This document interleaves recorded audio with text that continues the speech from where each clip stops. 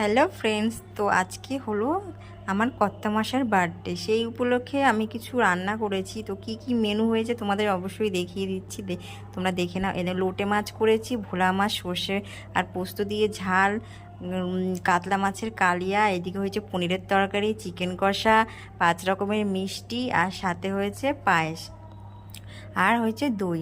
আর এদিকে 5 রকমের ভাজা দিয়েছি, পটল ভাজা, বেগুন ভাজা, মাছ ভাজা, ভেন্ডি ভাজা, আলু ভাজা, কুমড়ো ভাজা, সব ভাজা দিয়ে দিয়েছি। আর এদিকে স্যালাড সাজিয়েও দিয়ে দিয়েছি। তো কেমন হয়েছে সাজানোটা অবশ্যই তোমরা কমেন্ট করে বলো। আর এই ভিডিওটা হলো অনেক দিন আগেকার, আমি এখন ছাড়ছি।